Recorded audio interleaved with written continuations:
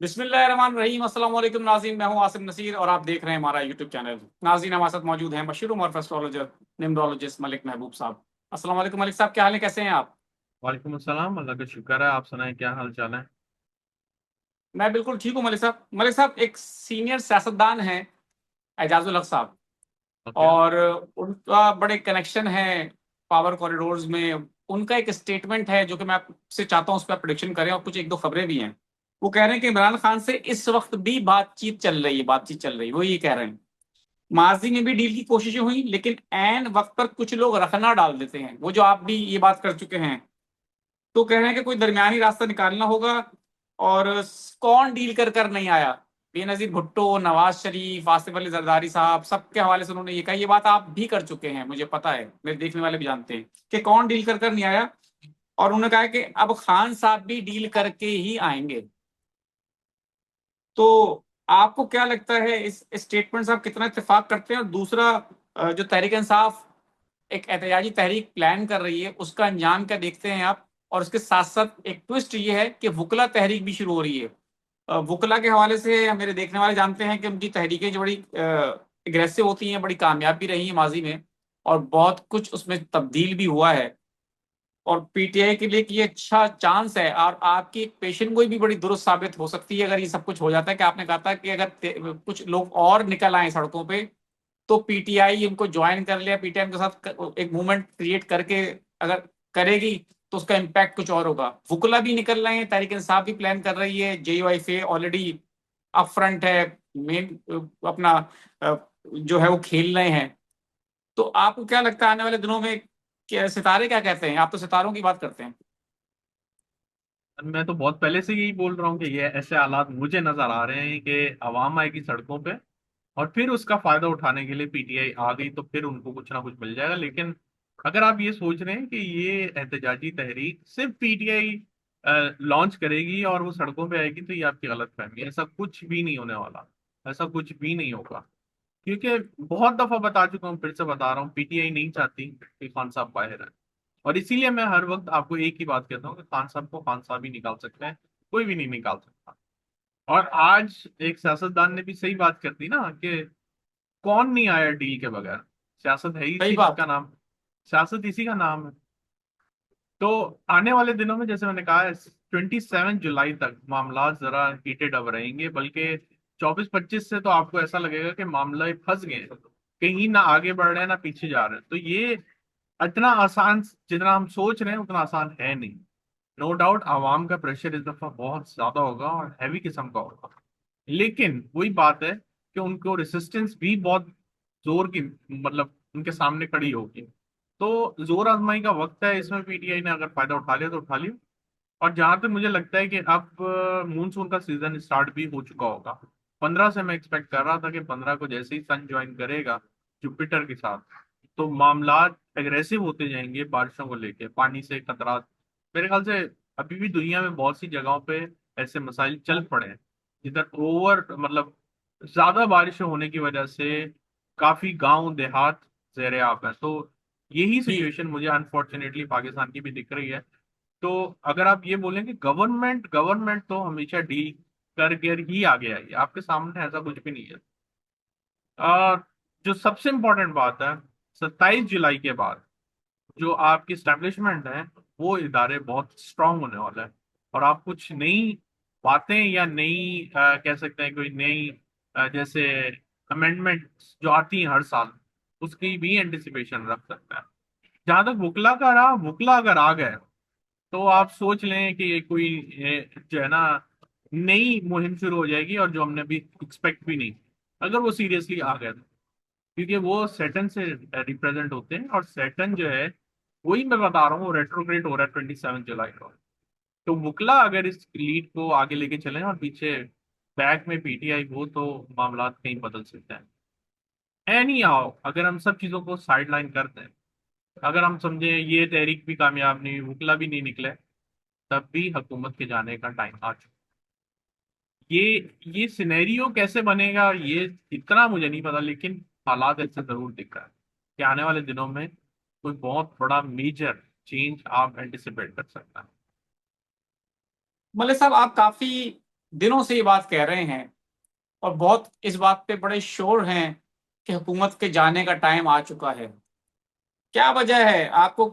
कितने परसेंट, अगर मैं इसमें बात करूं परसेंटेज की, 100 में से कितने परसेंट समझते हैं कि हुकूमत जा सकती है?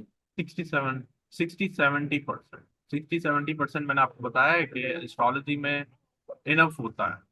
60-70% बहुत ज्यादा चांस है, लेकिन अगर आप ये सोच रहे हैं कि हुकूमत रह जाएगी, अगर ये रह जाएगी तो वैसे ही इनमें इतनी फूट पड़ जाएगी कि जो जो पीटीआई का हाल है वो इनका हाल होगा।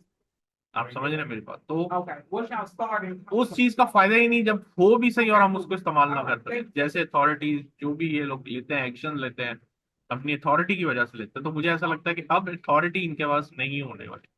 क्या होगा ये वक्त बताएगा, लेकिन जो मैं एंटिसिपेट कर रहा हूँ वो यही है कि लोग सड़कों में आएंगे, वकला आएंगे, पीटीआई आएगी, तो एक बहुत बड़ा जो है ना चैलेंज हुकूमत के लिए खड़ा हो जाएगा कि एट अ टाइम सबको हैंडल करना बहुत मुश्किल लगता है।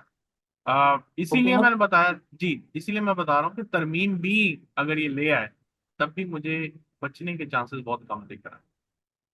तरमीम के हवाले से इतने कन्विंस और इतने शॉर्ट शॉर्ट क्यों हैं आप? उसकी क्या वजह समझते हैं? आप सितारों की कोई चाल बता रही है इस तरह सैटन की? सैटन के रेट्रोग्रेड जब भी होता है तरमीम की कहानी बनती है। मुझे ऐसा लगता है सैटन रेट्रोग्रेड होता है, एस्टेब्लिशमेंट बहुत पावरफुल हो जाती है।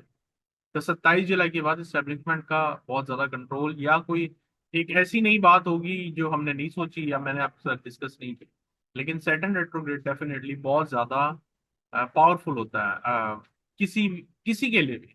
लेकिन पाकिस्तान में जब भी रेट्रोग्रेशन आती है सैटर्न की, और कुछ अलाइनमेंट जुपिटर वगैरह के साथ बनती है, तो तरमीम की कहानियां शुरू हो जाती हैं। तो मलिक साहब, आप क्या समझते हैं, आपको क्या नजर आता है? क्योंकि अभी पिछले दिनों ये बातें भी हुई कि हुकूमत के अंदर से ही कुछ तब्दीली कर दी जाए, कुछ कलमदान चेंज कर दिए जाए, कुछ नए लोगों को लाने की बातें हुई। डार साहब के ऊपर एक आपको पता है केस आया, उनके अली डार के बेटे का नाम सामने आया। तो कहा गया कि डार साहब से वो भी इस्तीफा दे दें, बड़ा प्रेशर था उनके ऊपर भी। तो कहा ही जा रहा है कि हो सकता है कि क्या पता कुछ कलमदान तब्दील कर दी जाए, वजारत खारजा किसी और को दे दी जाए, और इस तरह की चीजें जो चेंज करने से आपको ये लगता है कि तब्दीली हुकूमत के अंदर मुमकिन है, या हुकूमत पूरी की पूरी घर जा रही है? पूरी की पूरी तो नहीं जा रही, मुझे यही चीज लग रही है कि कुछ चेहरे वगैरह आगे पीछे होंगे। पूरी के लिए जो कॉम्बिनेशन होता है वो अभी आए नहीं है, लेकिन चेंजेस जरूर आएंगे। जितना ये चढ़े हुए हैं, ये एटलीस्ट यूं समझे कि अ, एक तरह से इनको ऐसा सेटबैक मिलेगा जो इन्होंने नहीं सोचा। पूरी हुकूमत तो नहीं बिल्कुल ठीक जाती। है। जी। भाई साहब, मैं कुछ लोगों के सवालात ले लेता हूँ। जी। 2 फरवरी 1982 इनकी डेट ऑफ बर्थ है, शामी नाम है। वो कह रहे हैं कि मैं फैमिली के साथ मलेशिया शिफ्ट होना चाहता हूँ, कब तक पॉसिबल है? साइकिल से पता चलेगा, ये नहीं पता चलेगा कि मलेशिया जा सकते हैं नहीं जा सकता। अच्छा। इमरान सईद साहब हैं, 14/8/1979 इनकी डेट ऑफ बर्थ है। वो पूछ रहे हैं कि जॉब कब मिलेगी?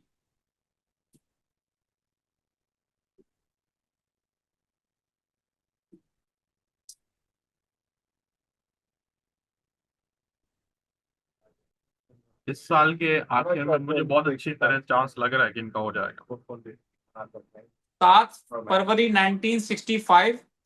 उनका सवाल ये है कि मलिक साहब, मुश्किलात बहुत हैं, खत्म कब होंगी? ये सवाल तो बड़ा मुश्किल है, मुश्किलात तो हैं, लेकिन मैं देखता हूँ थोड़ी आसानियां कब आएंगी। अभी डिस्टरबेंस है सर आपकी, ये बेहतरी आएगी आपकी 2027 में। 6 मार्च 1989। सवाल इनका ये कि सर बहुत परेशान हूँ, घर भी नहीं है और ना ही कोई अच्छा सोर्स ऑफ इनकम है, हालात अच्छे नहीं हैं इनके।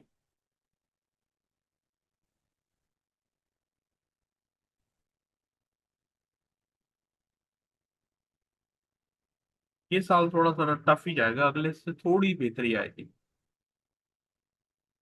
डेट ऑफ बर्थ है 23 अगस्त 1996। और वो शादी, उनकी अपनी बेटी के बारे में पूछ रहे हैं कि शादी और फॉरेन ट्रेवल उनका आपको नजर आता है इन नियर फ्यूचर?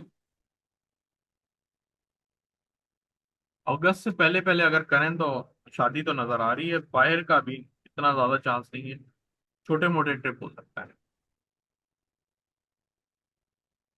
23 फरवरी सन 2000 इनकी डेट ऑफ बर्थ है। ये पूछ रहे हैं कि बाहर का एक तो बता दें, दूसरा कह रहे हैं जिस काम में हाथ डालता हूँ नुकसान हो जाता है।